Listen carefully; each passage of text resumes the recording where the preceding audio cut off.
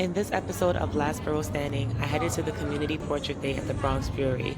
This vibrant event showcased the talents of 14 BIPOC photographers and was completely free for all attendees. It was a fantastic celebration of diversity, bringing people together from all walks of life. Anyone interested in getting photographed simply had to RSVP. I had the privilege of interviewing some incredibly talented photographers, as well as chatting with passionate small business owners and staff.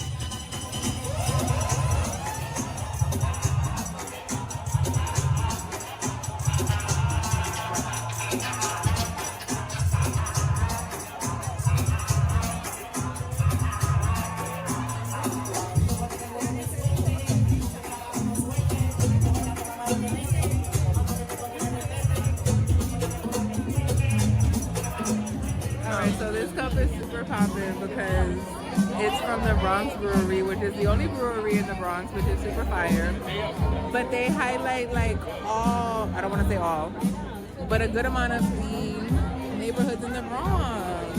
Shout out to Castle Hill and just Pelham Parkway, Fordham Heights, Hunts Point, like Co-op City, the Concourse, Stephanie, My Haven, Parkchester, like Wakefield, West Farms, like Pelham Bay, Westchester Square, like damn. It's a big cup. Cheers.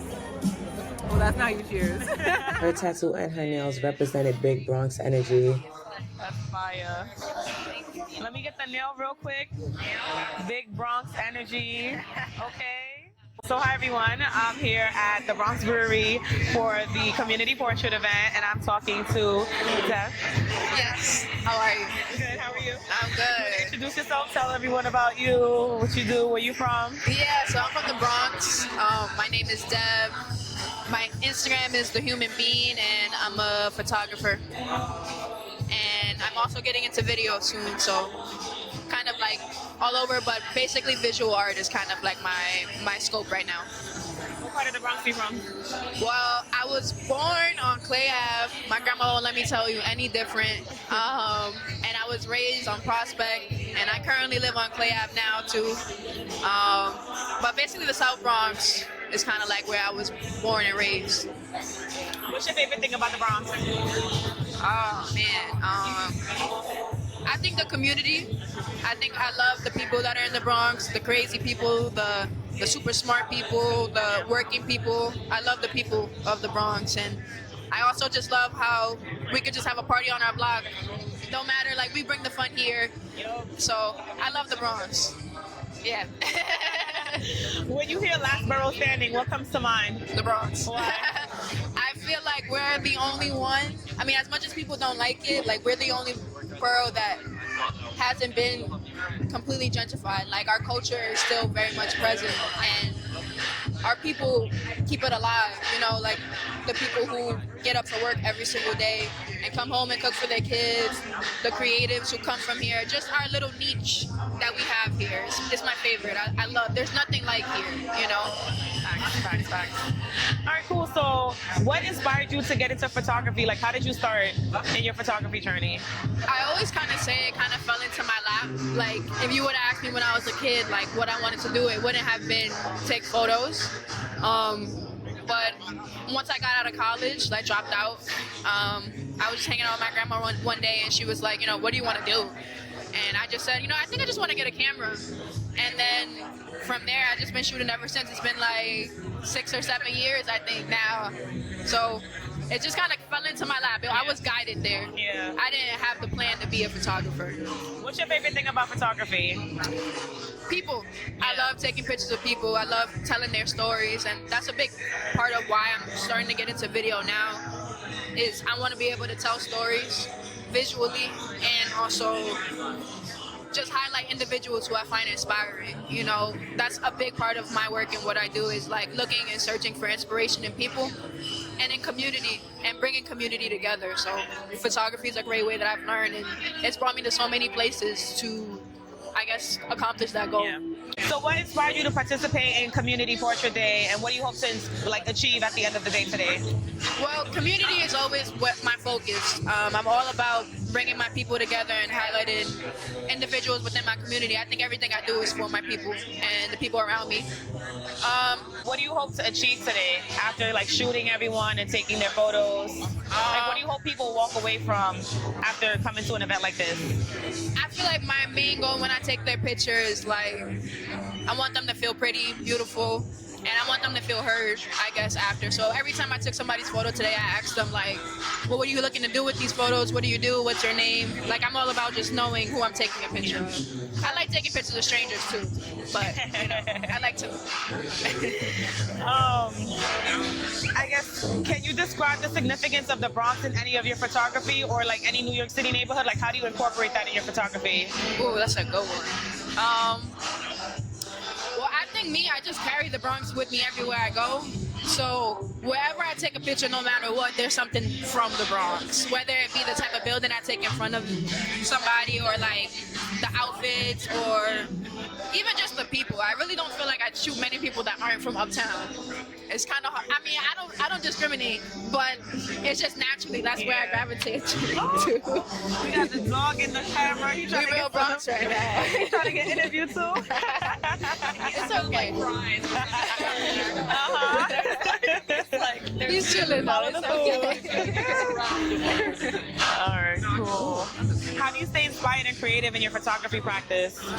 I think hanging out with other creatives who inspire me. I try to keep everybody around me, like everyone that's around me inspires me in some kind of way. Of course, reading, doing my research, and school. Like I'm starting to go back to school now. Congratulations. Thank you. So Scholar. yeah. So I think just trying to learn and always being open and always being a student. You know, there's nothing that I'm above learning. So I think that's how I always stay. I mean, I can tell. How do you ensure inclusivity and diversity in the people that you photograph? I love you. I'll see you later. Well, I like taking pictures of people from my community. So anyone who looks like me is normally who I go for. I'll keep it at that. You know what I'm saying? You gotta say another word. I get it. Can you share any memorable moments you've had while taking photographs? Do you have like a favorite memory, or like a time where you shot someone and it just resonated a lot with you? I think my favorite moments are with my family. Like my dad, he's the creative director for Vanson, and then he also has his own brand. So I think working with him is always super inspirational. And then most recently, I did like a documentary of my grandma about her life and highlighting her. So I try to keep it sentimental, I guess, for my inspiration, but I'm always inspired. You know, that's probably one of my gifts. I think I'm always inspired. Where's this documentary going to be at? Oh, it's already there. If you want to go on my Instagram, look up Pride Files. We'll be having more in June, and it's a yearly thing that I'm doing, and I'm looking to make it bigger and make it more widespread. You know, having people who I've never met, people not from New York, and showing their story. So, Tune in. Yeah. Cool. What advice would you give to aspiring photographers looking to improve their skills, or someone that's just getting their foot in the door when it comes to photography? I would say do your research. I think when I first started, I was really humble about what I chose as far as gear. You don't have to get the most expensive camera. You don't have to get the most expensive model. Like, take pictures of people you know and then grow. You know, learn your craft before you jump into something that, you know, you're way over your head for, I think. I think just do your research and make mistakes and learn from them. Be a student. Yep, that's a good answer. I like that. That's how I feel with podcasting. I'm like, being a student, I don't know what I'm doing, but I'm learning. You're learning. That's the most important part. Yep. What are your thoughts on gentrification? I had to ask because we're in an area right now, this current location, specifically in the Bronx. We're starting to see certain changes. So what are your thoughts on it? You know what? I think gentrification, I think ideally it should be okay.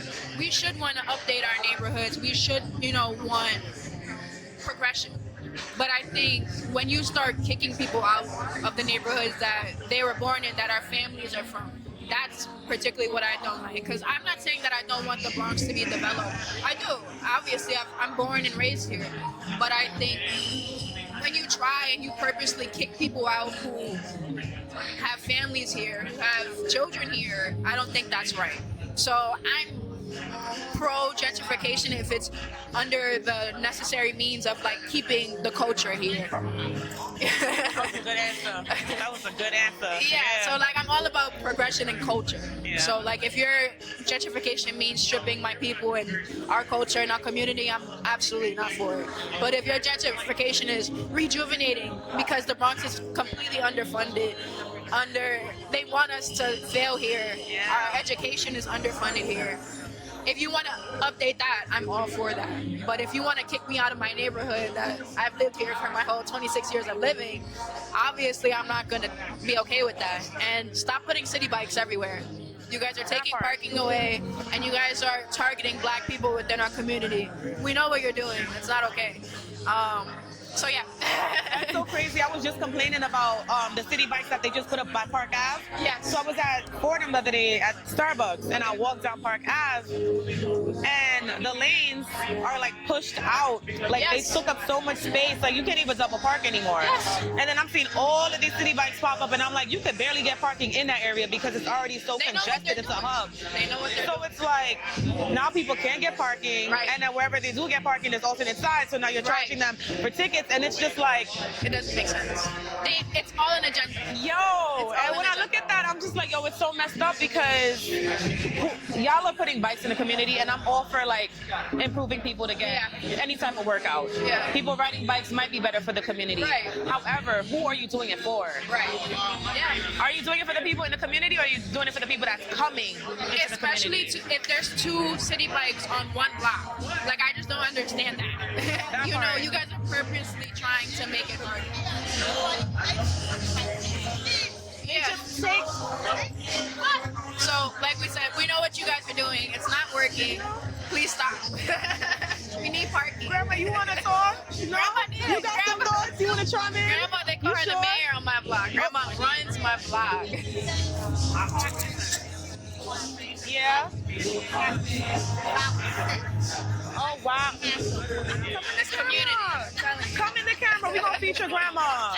We wanna get this. Grandma, here, take my you wanna hold my mic? Tell the Share people a how mic. long you been in the Bronx. That's why she's speaking, because grandma talks about everything. Yeah, we gotta get your That's my thoughts grandma. on this. This is my lady. Shout out to grandma. Yes. So grandma, like how long you been living in the Bronx, and like just walk me through like the changes that you've seen. I've lived in the Bronx all my life, but where I live at now, I've lived there since I was 6 years old. I still have the apartment. She was born, her father was born there. She was born and raised in the same apartment. And it's not that I can't go anywhere else. I'm not crazy. My rent is $760. Clock Oh, it. locked in. Clock it. You Locked understand? in. I wouldn't go nowhere either. Right, I said, even if Like what? I said, even if I have to let someone stay there, I always told her, my daughter, God forbid anything happens to me, you hold on to this apartment until they're ready to come to yours with a nice price. Yeah. Yeah. You understand? Yeah. There's nothing they can do to them in getting them out. Yeah. Okay, so. Yeah. I've heard of like horror stories about landlords not like someone would have an issue in their apartment and landlords would deliberately not fix it Because- to kind of get them to go so Yeah. that then they can fix it and then bump the rent up. I'm having conversations with several of the tenants around my way because I did a lot of research within the years, right? You are entitled to even an apartment. It's called succession rights. That's Yeah. what I told her. Yeah. She's my granddaughter. I have the apartment through my parents. Yeah. My children have the apartment through me, and she falls behind them. You're entitled. A lot of people don't know this stuff because they don't look it up and everything. I look up everything. Yeah. You understand? I just had an argument with my super yesterday because he doesn't want to come and fix nothing, just like you said. And he's like, oh, it's Friday. I don't have nobody to come. So I said, so what you're telling me, I'm supposed to stay here for the whole weekend without the toilet hadn't stopped up? Yeah. What are you saying to me? Yeah. Supposed to be there all weekend with no working toilet. That's Exactly. crazy. That's ridiculous. So I told him, you know, you're funny because regardless, it has to be fixed one way or another. Because Yeah. what happens, you're gonna have a bigger problem. My neighbor's gonna get flooded. So what you're saying makes no sense to me. Yeah. You understand? No, I stay on them. I stay on The them. mayor. My mother raised me to know the pen is mightier than the sword. Amen. I know that's right. I know that's right. I know how to write Yeah. down. You understand? So And that's so important too, like as black people to have some type of generational something to pass down. Like you're passing it down to your granddaughter, she can pass it down and just keep that, Yeah. you know, within the family. yes. And they ain't trying to. They're about making money. Most of the buildings in the Bronx. Oh yeah, I know. Oh yeah. And that should show you. That shows you a Yeah. lot. They're about getting money, taking it, that's it. We ain't trying to put out no money. Yeah. That's the whole goal. Okay. And I say this because something I realized that my daughter, her aunt, owns a home up in Orange County. She's had that house for about 15, 20 years. They done moved into the neighborhood now. You should see the difference. They done put a church in the development. My daughter's gonna sell because everyone sold. She's the only African American Still has in there. something, yeah. Even It used to be unfortunately, filled. yeah, even all the whites moved out, sold it, you know. And she just showed me a house across the street. What they want the land. They don't even want the home. They want the They farm. knocked the whole They want house the down farm. across the street from my Yeah. daughter. She said to me just today, Mom, I gotta go. I'm not gonna stay here. So, this is what's happening. The mayor. Thank you. That was so good. Anything else you want to say? What? Actually, I have a question for you. Because the name of this podcast is The Last Borough Standing. So, when you hear The Last Borough Standing, what comes to mind? What do you think of? The last person. People, I always use this quote. People are not paying attention. And I run into so many people, 'cause like I said, I've been here all my life, and I'm like, okay, y'all don't see, they done took over Harlem. Yeah. All right. They left Manhattan because of the World Trade Center. They came up to Harlem. How did y'all let that happen? You understand? Now they done came across the bridge right here, the Bronx. Even my area, they building these new little buildings and everything. When I done seen white kids on skateboards in my neighborhood, I'm like, excuse me, y'all don't see what's going on? And this happened back in the 60s when I grew up. Was it White Flight? I think it was. When Yeah. I grew up around my way, my brother and sister and I, my parents was the first African American family in these buildings. We couldn't even go outside. They were so racist. We had the Italians, the Greeks, Robert De Niro. all of these people lived on our in that block. neighborhood. Yeah. Yeah. You know, so I'm like, ours, Yeah. and it angers me. Yeah. Like, watch what's happening. Yeah. And I even say this because back in the days with Harlem, for a lot of the drug deals and stuff, why y'all didn't invest in this? I knew somebody that owned brownstones down there. They ain't know. They were nothing back in the day. Yeah. They lost them. That's why knowledge is power, though, because I'm sure they didn't know. It's like, it's terrible. But that's why it's important what you do. Because you teach people. Yeah, you like know? just now, like you're telling people this now, they're gonna watch it and be like, "Yo, I didn't even know." Yeah. So like, I feel like we also need to educate ourselves. Yeah. Because we already have that disadvantage where we don't know certain things. Exactly. And they don't want you. They don't to know. want us We to know shouldn't certain know. things, so Yeah. we gotta teach each other and put that out there so that other people could be like, "That's what that is." All right, I'm That's the truth because I tell her all the time, watching her father, when I was growing up, we were taught survive. survival mode. Get a job, take care of your family. There were things I'm not gonna lie that I wanted to do, Yeah. but we weren't taught that. Her father, my other children, I pushed them Yeah. to things that they wanted to do. I wasn't a parent that, oh, you going to college. I always felt that's not for everyone. I have one daughter. She's a nurse. She was always in the school, but my sons, they're good doing what they enjoy doing. And even with her, Just looking at her sometimes I just want to cry. You know? So proud. I'm getting emotional myself. Oh my goodness. Well, let me see if I have any other questions to ask y'all. He's just walking in front of the camera, like disrespect. You see what I'm talking about? You look right at it. But we being positive. I'm gonna try to Right. I'm gonna compress my Bronx. I'm gonna compress my inner Bronx, because well, yeah, that's it. That's it. Thank you for having me. Thank you for participating. Thank you, Grandma. I really appreciate it. Thank you for having both of us. y'all. Yes, I appreciate both of them. Thank y'all. This is a great podcast. Keep supporting her. Follow And thank Last y'all Borough for having Standing. Y'all better tune in. Subscribe on YouTube. Yeah, the Last Borough Standing. Right? Oh, your ex is up. Okay. Thank you so much. Thank you. Right. So I'm speaking with Valerie. Valerie, do you want to introduce yourself? Tell people what you do. My name is Valerie of Valerie's Viand. I create resin and acrylic-based art and home goods.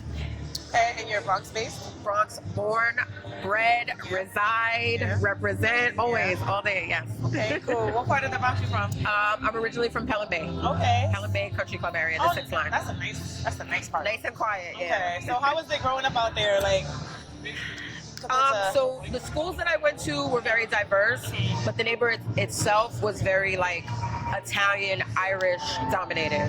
But the schools themselves were like, it had everybody, which was surprising. It's crazy. Yeah, interesting. We're going to come back to that because Yeah. I want to talk about your business. Like, I noticed when I was walking by, it was very New York based. So tell me about that influence. Very What New made York. you... So the majority of my customer base is New York City, but obviously I get orders from all over, sometimes all over the country, but people gravitate toward Bronx sports, Bronx music, because we are the hub of some of the greatest influences of the world. So it's definitely Bronx based, but also New York based for sure. So, what inspired you to go into entrepreneurship? So I originally started with a catering/baking company back in 2012. Oh wow! I just realized I said that out loud. I realized how long it is. Listen, the COVID took away years. It did. It's technically we're 2 years younger if you think about it. Exactly. But yeah, I started with cakes and baking. That kind of died down as I started working more in the front of house doing bartending, and then right before COVID, I started working with art, and that's pretty much what my sole business has been focused on now. Okay, cool. Was there anyone that influenced you or pushed you towards going into entrepreneurship? My grandmother. My grandmother was the one who cooked with me when I was younger. She was definitely the main force, the drive for me to realize like I need to be doing this on my own for sure. Yeah. It's always grandma. It's always gonna be. I guess it's kind of goes hand in hand, but I want to say you answered it already, but can you describe the significance of the Bronx in what you do and what you create? Hell yeah, of course. So I think the Bronx is something that people definitely don't understand. If you're not from New York City, if you don't understand that like the Bronx is no longer burning, it's so crazy. When I was younger, I used to go out of state. People would ask me where I'm from and I would tell them and their eyes would get all big. They would be all worried. And I'm like, it's not like that anymore. That was like the late 70s, early 80s. Like it's early 2000s now. You guys got to get over it. But I think it's just bringing awareness to people of like the Bronx is, I hate to say it, but the Bronx is lit. Like we're such a driving force in what culture is all over the place. Like we made the Yankee fitted more. You know what I'm saying? Like we gave the world hip hop. We gave the world hip hop. We gave it fashion. We gave it style. We gave it charisma. Like there's no way that you cannot associate anything that you do nowadays without thinking about the Bronx, New York, but especially the Bronx. That's just how I feel. Exactly. That's all that needed to be said, okay? That's it. How do you stay inspired and creative in your process when you create I think your merch?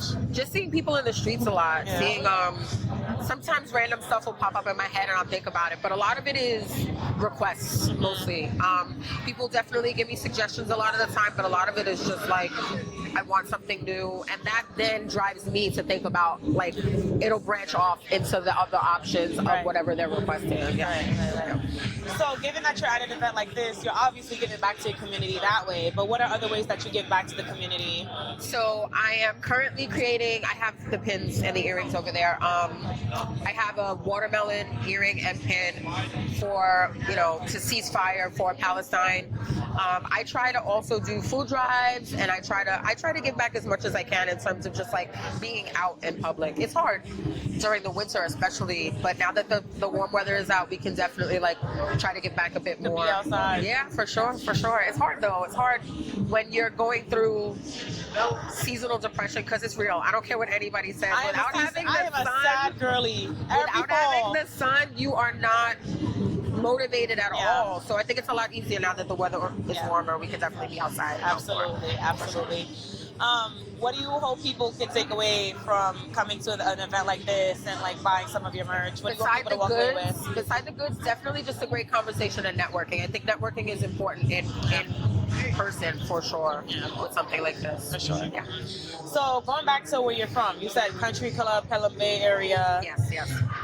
What are your thoughts on gentrification? Has it impacted that area, or are you seeing any changes? Like, what's your POV on it? It's funny you say that. So I see down here the gentrification is it's synonymous with people that are transplants coming from outside of the city and coming here and trying to get, trying to take over a less impoverished area. But with me, my area is completely the opposite. When I was raised in my area, it was predominantly Italian, Irish. Now that I'm older, I'm seeing a lot more people of color, Black, brown, Indian, all over the place. Especially like right across the street from me, I have like, it's Black and brown completely changed. So the dichotomy is completely different compared to what I'm seeing here versus what's in my neighborhood. The change is very different. That's so interesting. I'm here for it. It's like a flip. In my area. Yeah. Down here, not so much. Yeah, because it's bringing more culture to the area that probably didn't have it before. Absolutely. Can you share any upcoming events that you'll be at? I'll be here next month. Okay. May, I believe, 17th, back at the brewery. Yeah. But you can always catch me on social media to see what next events that I'm doing. Tell the people your social media handle. The And Inc. It is on all platforms, including Etsy. Follow her, y'all. Last question. When you hear the Last Borough Standing, what comes to mind? The Bronx. That's it. That's the answer. You gotta say nothing else. Also, I just want to make it known that everybody talks mad shit about the Bronx, but we're the only borough that's connected to literally the rest of the country. Just saying. Literally. Just saying. Everywhere else is the island. I always say that I'm like, if anything was to go down in New York, we could drive right on up. And the rest of y'all, is that earthquake the other day. Sorry. I'm sorry. Thank you so much. Thank you for having me. It was a pleasure. Likewise. I'm out here with Irene and everything. We outside. We outside. In the Bronx. In the Bronx. That's awesome. Tony, you from the Bronx? Yeah, from the Bronx. Where at? Uptown. Like from the Bronx. Born and raised. My family's still here. I still live here. Yeah. I left. I went to Queens for a little bit, but then I came back. It was real nice though. How'd you feel about that? Yeah, it was peaceful. And now you here. Yeah, now back in the trenches. So, yeah, it's the crazy though, because even though the trenches though now still. I mean, I guess that's what this conversation is about. Exactly, because it's a mixed bag. Everyone, well, So I'm talking to Tony. He's working the event today. Tony, you want to tell the people a little bit about yourself? My name's Tony. I'm working the event today, and I'm a network engineer, computer engineer on Wall Street and in Midtown, all throughout the city. That's New York City, by the way. And and I'm here with Irene about to ask me some questions. Yeah. Hopefully not incriminating. No, I wouldn't do that. I wouldn't do that to you. I know. So you're from New York? I'm from New York, yeah. Okay. I'm from Yonkers. All right, cool. But your mom's from the Bronx? My mom's from South, I don't know if it's South Bronx, but she's from Bronx River Projects. Oh, okay. So my mom's gangsters, so. Yeah. Yeah, back when gangsters were still gangsters. She grew up there. I don't want to say when she grew up there because that might be disrespectful to my mom, but it was still gritty back in the day. Yeah, I don't know how it is now. But you still come to it from, like, you still be in the Bronx, like you're here at this event today. Do you come to this event often? Yeah, whenever Aunt and Natalie who's running the event, by the way. We're going to be here next month, and Bronxlandia in June, by the way. But yeah, I could come help them out and, help out whomever needs assistance setting up and everything and breaking down. What's your favorite, I guess, thing about this type of event? I like the social aspect of it. I like the fact that people in which you may not have introduced yourself to in prior situations or other situations, you have a you feel more inclined to introduce yourself to them and create or possibly not create a bond or exchange information. Which is dope for the community. I feel like the community needs that type of stuff, especially after COVID. We was on lockdown for so long. We wasn't talking to each other. So like now that, it's getting warm and we outside, bringing these type of things back is beneficial for sure. Very important. Very important for the community and everyone involved. Facts. You're pretty familiar with the Bronx, right? Do you think you are? I would say so. Okay, so have you seen any changes in terms of certain neighborhoods throughout the years? Yeah, I've seen a lot of changes with certain neighborhoods throughout the years. I feel like, Riverdale was always Riverdale, right? That I feel like is the connect, because I grew up in Yonkers, and that is like the connection, at least in that particular situation, between Yonkers and Bronx, because literally I have a street called Riverdale, Warburton, that's what I'm talking about. Shout out to all my niggas on Woodworth and Glenwood, that's what I'm still out here, Yonkers, that's like Hood Ave, all that shit, we outside, still all my niggas out there. But Warburton, right, where I grew up in, turns into Riverdale. In Yonkers, at Getty Square, all my niggas out there. But from Getty Square, going into the Bronx, it's still Riverdale. But if you don't know where it turns from Yonkers into the Bronx, you wouldn't know. And that's a more affluent area of the Bronx. I'm not sure if that's always been like that. But we think so. Yeah, I think so. It's a little weird. And you're obviously familiar with that. Yeah. For the times that I've been in Yonkers, I remember like going up North Broadway to South Broadway, and that changed. Like you see North Broadway is real like residential. There's a lot of houses. It's mad quiet. Right. And then when you start going south towards like the 1 train, that's where it starts getting a little different. Yeah. Right. That's a little different. Yeah. So back when I was I don't want to say outside, but back when I was outside. back when I was around South Broadway from Getty Square on down to about Yonkers area, even like the branches of avenues, even the branches of streets, the side streets were still a little, if you don't know someone over here, you probably aren't going to have a good time. You're not gonna have a good time around this area. And that was, I graduated in 06, and it's still like that.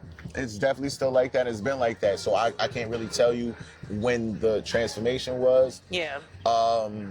And now that you're speaking to that, that's around in the Bronx, Van Cortlandt area. Van Cortlandt is a little bit nicer. Back when I was growing up, and back when I was,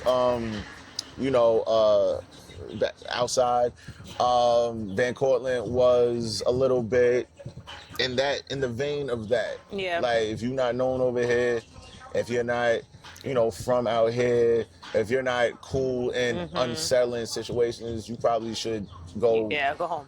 Go home or go down to Riverdale. And that's how it was. I can't really tell you how Highbridge still Highbridge.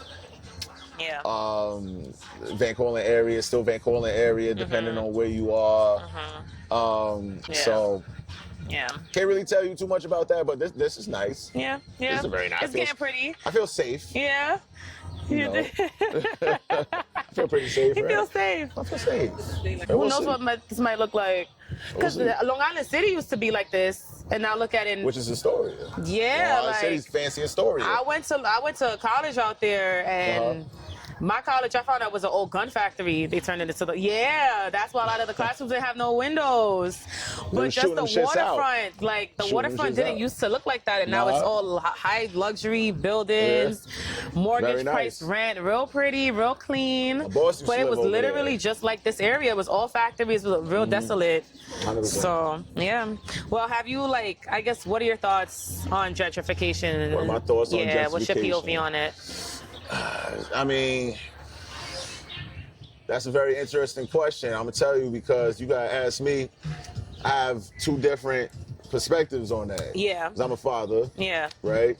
Whose son is 14 and he travels these streets alone to go to school, travels the train and everything like that. So in that perspective, as a father with a teenage son, it may be a little bit controversial, but gentrification is beneficial to my situation pertaining to my son and being a father, not worrying about him having to come home when it's dark at night and being robbed or something like that in certain areas. Yeah. Because where I live at is a couple of blocks away from Jackson Heights. So back in the 90s, that was probably not a good area, a good situation for a young black male who is not out in the streets, right? In that situation, he would probably have to join a particular, he would probably have to join a gang in order to be protected, just to get from point A to point B, which is the train station. As a black man that, sees how it's changing, I don't particularly like it. I feel like it's sad. I feel like, gentrification isn't beneficial towards people, impoverished people who cannot obviously afford to live where their grandparents, where their parents is grown up, grew up, whatever the correct vernacular is. So I'm conflicted. I'm honestly conflicted. I like being able to walk from my gym home at 12 o'clock at night And not have to look over your shoulder. Exactly. Because I'm not there anymore. Right? I moved out of Yonkers, where the locks grew up. Like I moved out of, I was never in the projects, but close to it and shit like that. Like back in 2006, we were still there. Yeah. We were still there in 2006. Yeah. No, I get it. I get it. Yeah. But at the same time, to your point, like, who are y'all fixing these places up for? Like, is it benefiting us or is it benefiting people that are coming in? It's definitely not benefiting and us. especially like this area. I heard one in my neighborhood. It's all right. New York shit. We went to high school down here, not too far from here, and what it used to look like back in 2004, 2005, and what it looks like now, like, completely night and day. Like, now I find myself going down there to go to a cafe to work from a cafe with an oat latte. Exactly. But back then it was only a pizza spot, a bodega, map projects, 100%. nothing else. So it's like, again, like, I appreciate those amenities, but are those amenities for us or is it for other people? It's definitely not for us. That's I feel like that's what the point of gentrification is, right? It's to fix them up for other people from Iowa, other people from fucking Wyoming and everything like that to just transplant. I feel like it's fixed up for people. I feel like it's not there for black and brown people who's lived there for generations. It's definitely there for transplants. It's definitely there for black and brown people in which they priced out, right? Because that's what that whole gentrification shit is. To price certain people out so they could have certain people come in here and clean up the neighborhood or whatever the situation is. I feel like that's wrong to, that's the wrong perspective to look at, and that's the wrong initiative to put forth towards that, because that's morally fucked up. But unfortunately, that's like, what else are they gonna do if they want to move? I wouldn't even say a certain type of people. I mean, honestly, it is a certain type of people. Yeah. Because they could easily just make it. I mean, now that I say it's a certain type of people, it's a certain type of people, right? It is. And that could mean a bunch of things. It doesn't have to necessarily be one type of thing.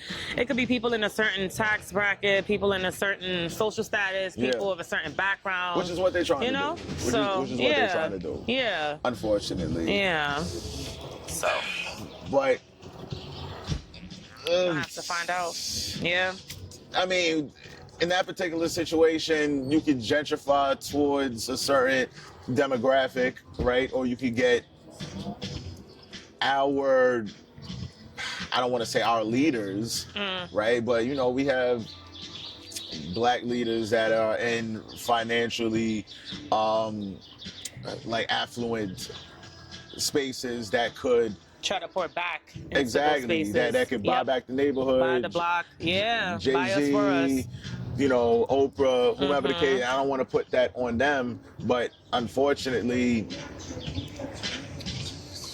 I don't want to say anything that I don't want to say, but other people are buying the buildings and setting the rules. And the only way that we as black people can have, you know, only way that we as black people can make it equal for black people, if you want the people that have been here for 2-3 generations to stay here, yeah, you gotta have someone that looks like us in those boardrooms. Yeah, that makes sense.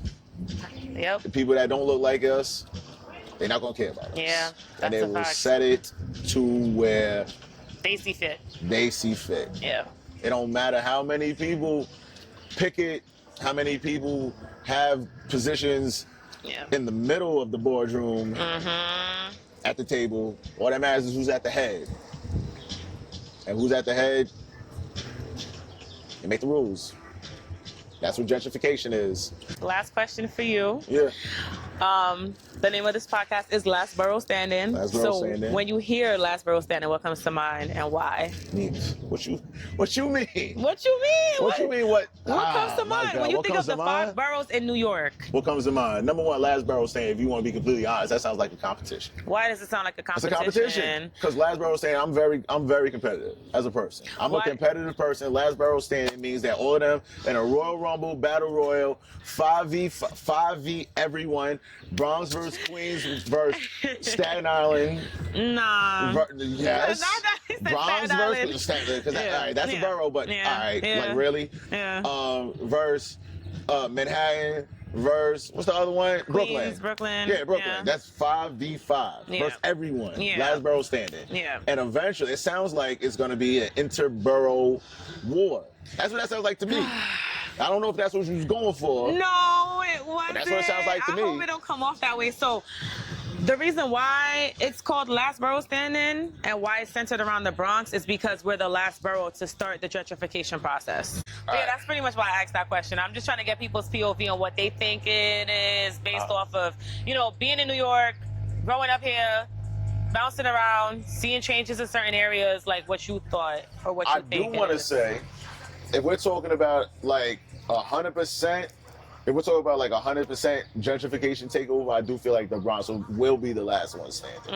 If we're talking about last one standing, I feel like the Bronx will be the last one standing just because of like how you gonna take over like Fordham, like how you gonna take over like University Ave, like how you gonna take over like it's just too much black shit in the Bronx. To like it'll take too much money. It'll take too much effort to take over 100% of Bronx. I feel like the Bronx will be the last one. Obviously, Staten Island will fall first. Then Manhattan, probably then Brooklyn, then Queens. Bronx will be the last one standing. If we're talking about 100% gentrification of all the boroughs. Yeah. Okay. So that's I want to make that clear. I may be the first, Yeah. but y'all Yeah. will be the last. I've seen the change requests, Uh-huh. and then I have friends in Brooklyn. They complain to me all the time. Half of my friends in Brooklyn left Brooklyn because they can't even afford to live in Brooklyn. It's Like, they're bad. not even home no more, and they're like, yo, gentrification, like, pushed me out. Like, I can't even afford to live here no more, and this is Yeah. home. I gotta leave. So when I hear, like, those perspectives and I see it, and I'm starting to see it where I live, I'm like, it's starting to come up. So that's the whole point why I'm starting this podcast. How does that make you feel? I have a mixed, like I said, mixed bag, because again, I enjoy some of the amenities that come with it, but then I also see some of the culture start to dilute, and I'm just kind of like, so what you're about to do? Call the police when I'm trying to have a barbecue in my backyard uptown? Yeah. You know what I mean? It's Like, 100% what they're gonna do. that's what I'm just trying to Unfortunately. So when I think about it like that, it's just kind of like disheartening. And again, for people who've been here, who can't afford to live here anymore, they get pushed out, and then other people who can't afford get pushed in. I hear horror stories from people who've had their apartments rent stabilized, and the landlords won't fix up the apartments if they're having certain issues because they eventually want them to leave so that they can bump up the rent and rent it out to somebody else. So when I hear stuff like that, it's like, for me, it's fucked up. It's like, damn, like, y'all pushing people out because someone else is gonna come and pay top dollar, and then the culture kind of gets removed. Yeah. And then things start to change in a good way, but for who? So that's kind of like my emotions around it. So what's the alternative? Being in this capitalistic America, New York, everyone buying stuff up that don't look like us. What's the alternative? I don't know. I feel like black people got to buy back the block. And also, we got to take care of what's ours. Because unfortunately, sometimes you give people nice shit and they don't know how to take care of it. So in that regard, too, it's kind of like, if we're going to try to give back to like people that look like us, we got to be able to take care of it. All right. So Ivanka, you're from the Bronx, Bronx-based photographer. Tell everyone a little bit about yourself. Hi everyone, my name is Ivanka Santiago. I am a Bronx native photographer, and I have been shooting pretty much since high school.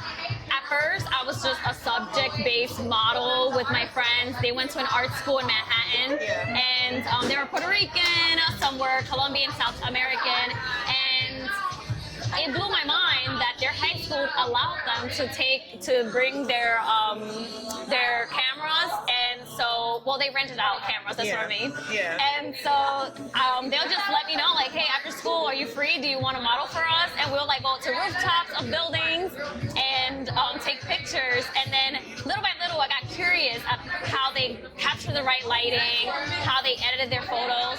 And a little bit after that, I got my first camera, which was a film camera. It was the cheapest option at the moment because digital cameras are very expensive. But you needed something to start with. Exactly. So coming from a low-income community, Section 8 baby, I was like, you know what? I put together $200 and I got my first Nikon FM2. Oh, dope. Yes. That's so cool. Yes. So, like, in terms of your photography, Yeah. how do you tie the community of the Bronx into your photographs? Like, do you shoot in certain neighborhoods? Do you, like, obviously you came to this event, so you're shooting people from the Bronx, but, like, Right. in that sense, like, how do you incorporate Bronx culture in your photography? So I believe that the way that I incorporate Bronx culture, so there's this, one of my friends, it has to do with my friends. One of my friends, she is, her name is Idayet, and she was born and raised in the Bronx as well, but she came from a different background than I feel like the majority of the Bronx comes from. You're either Black, Latino, and she was Macedonian, well, she is Macedonian, and she's also Muslim. And one thing that really interests me about her was that intersectionality. She held so many identities within herself, and so she was like one of my first that I feel like from the Bronx base that she was just like a beautiful story and history to hear about, and the way her family practices their culture here, how they built their culture here, or like how they kept their culture from their home.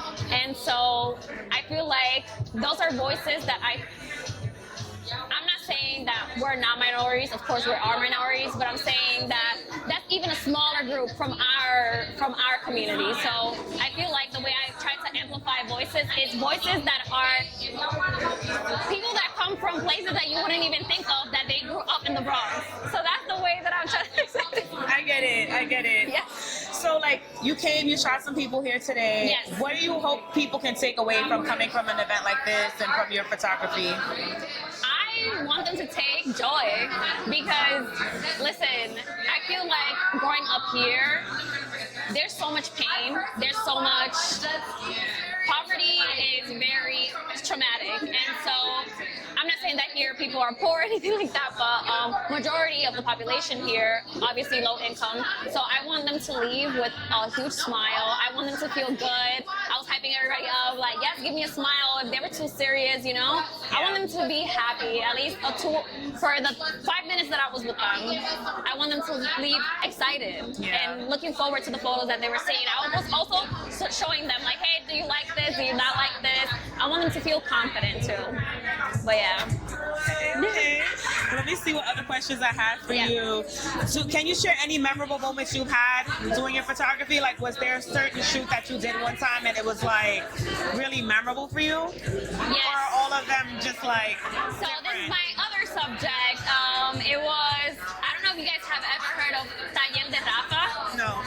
Okay, so this is my high school friend. Shout out to Taller de Rafa. him and his family, they built a print shop, and it started pretty much with him in his room and, you know, doing his thing. And then they actually built a whole shop.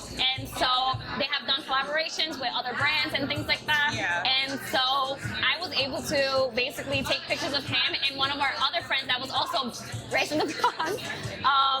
And basically we didn't shoot in the Bronx, but we went to Vermont because we wanted to go for somebody's birthday.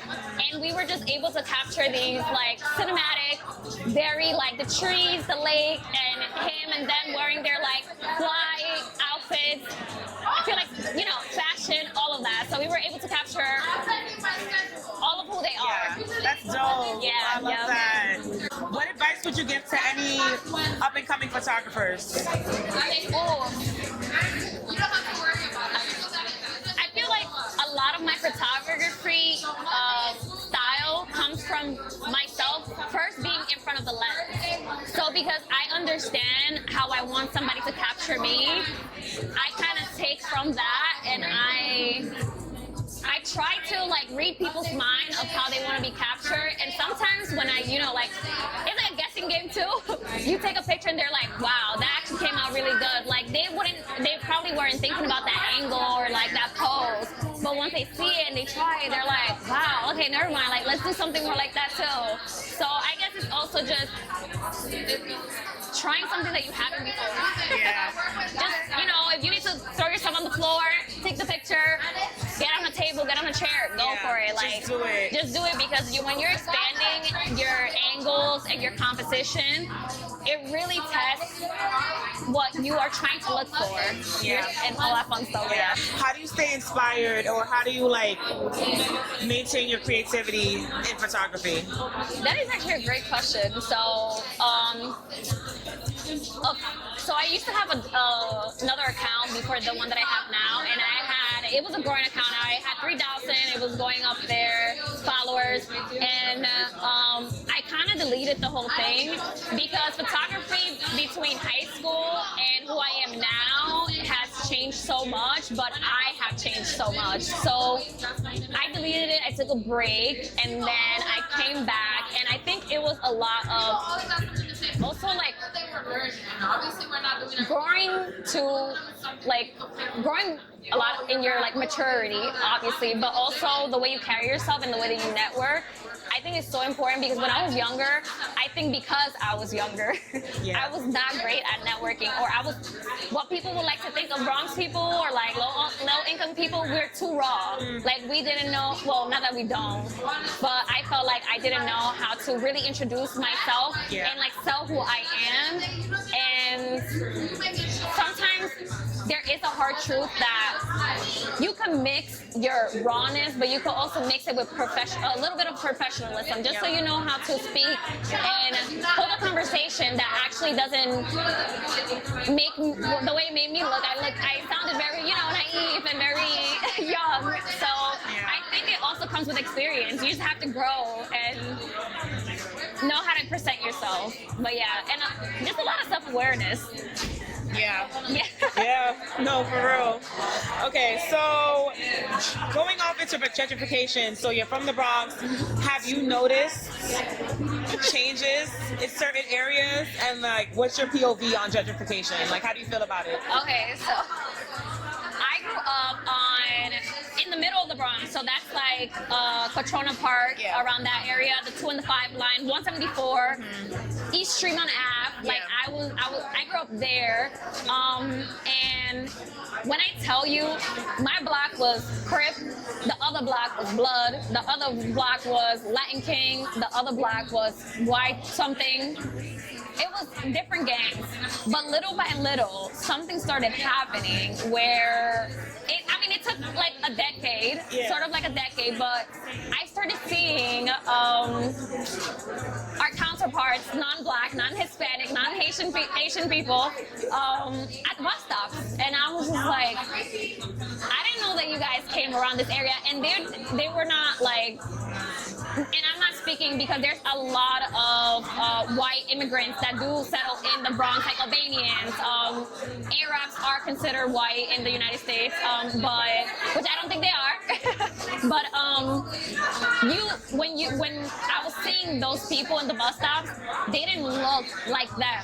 They didn't look Eastern European. That's what I'm trying to get to, like, or they were dressed up in a different way. Their style, the way they were walking, like they were not afraid of being In that area. And I'm not saying that the Bronx is not a fearful place. There's so much beauty here, but as I mentioned before, there's also a lot of pain because I lived with these gangs around my neighborhoods, and I saw a lot of pain too, from my neighbors and people that were getting close to these people, and families, obviously.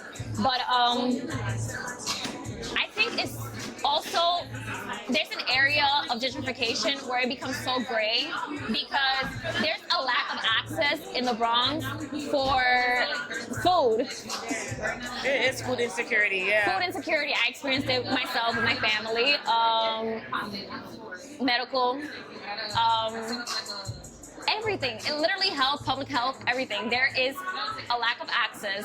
And when they do try to bring, quote unquote, I guess, money into the Bronx and build these, like, I don't know, clinics or buildings where they try to bring in, I guess, they want to expose these low-income individuals or families to regular income families.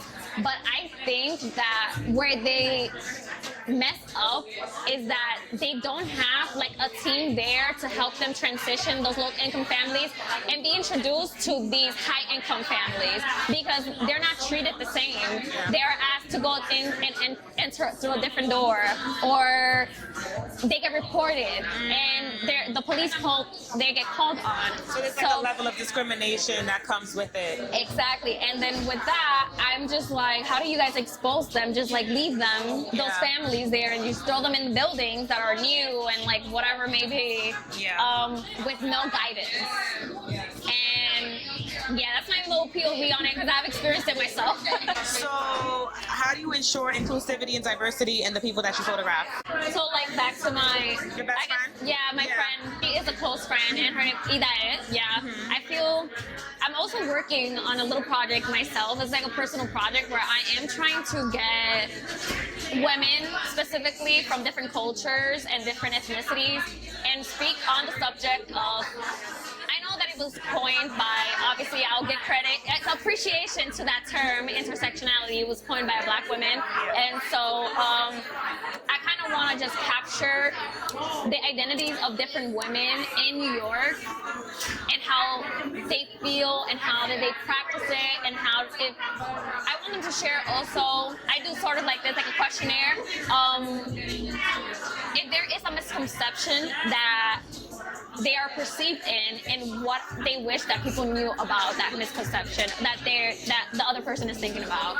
And so I trying to like expand on their story, because I feel like, yeah, it's great to get a beautiful face, and it's great to get a model that she looks exotic or like what people try to like.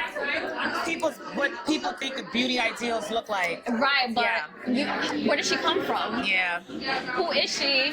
You don't know if she she practices a different religion. Yeah. How she has to carry herself while walking on the street. How she has to protect herself, or how she has to advocate for who she is and those beliefs that she has and those values. So I'm trying to do more of that. At the beginning, I was doing just sort of like fashion, but which fashion holds a lot of history too. But I think I'm walking away a little bit from that at the moment, just taking a little break and just trying to get a full story. But yeah, that's how I'm trying to get inclusivity and diversity in my photography. I like that. I like that. Last question. Yeah. When you hear Last Borough Standing, what comes to mind? The Bronx. Why? Because it's go to Manhattan, go to the Lower East Side. That was supposed to be, well, not that it's supposed to be. It's still a lot of Puerto Ricans there, but it's like little to none compared to before. And I am not Puerto Rican, so I shouldn't, not to like speak on their behalf, but my friend, she was explaining to me, and she was saying she was born and raised there. She was third generation Puerto Rican living there, so like her grandma has been there in the projects, everything, her mom, her, and she was like, yeah, we used to have little gardens in between the buildings, and they used to have like chickens running around, and it was like their space to be who they are. And now that the new buildings, everybody's trying to take the space, and like these realtors, the businessmen that just trying to buy property there, they're taking over. There's no more chickens. There's still little gardens that are still protected by the city, but not as many as before. Yeah, some of that culture kind of got diluted as time went by. Exactly. That's Manhattan. And then we have Brooklyn. And I don't even have to say much because we know.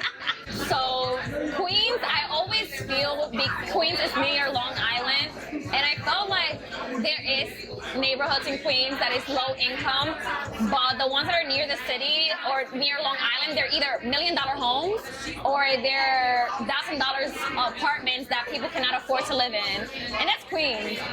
And then we have, if we want to count in Staten Island, I went to Staten Island like a year ago. The apartments are gorgeous, but guess what? Who can afford those apartments? And they have hoods over there too. Yeah. So imagine them too. So everybody's getting kicked out of their home, and it's just the housing crisis is insane too, because half of these buildings they're banquets. They can't fill them up. Yep. Like, how many rich people can you really find to buy all of these apartments? Exactly. Or like, rent or buy, Yeah. So the Bronx, I feel like it's like the last one standing, because rent has gotten expensive, but I don't think it's as concentrated as it's in other boroughs. So that's why I think the Bronx is the last one standing right now. Yeah. There's still a level of affordability. Right, where you can still. Right. Yeah. Yup.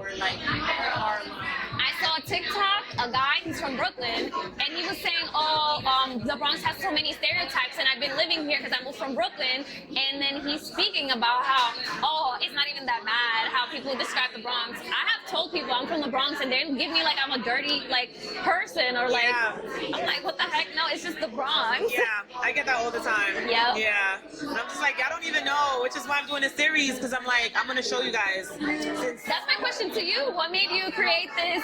Cool. I was like, damn, people always talk shit about the Bronx on social media, like all the time. If I was to amplify my voice or just kind of find a way to speak on culture, I want to do it for the Bronx. Facts. Like, I'm already doing it in a corporate space, but I want to kind of do it for my neighborhood. I want to do it for my community. That was so special for you reaching out. Thank you for allowing me to interview you and talk. Of course. I'm always willing to talk. Just hit me up. I like to yap. Do you have an Instagram page where people can follow you? Do you want to tell them? Oh yes, my full name, Ivanka Santiago, which is IVANKASANTIAGO. And yes, my Dominican mother named me Ivanka.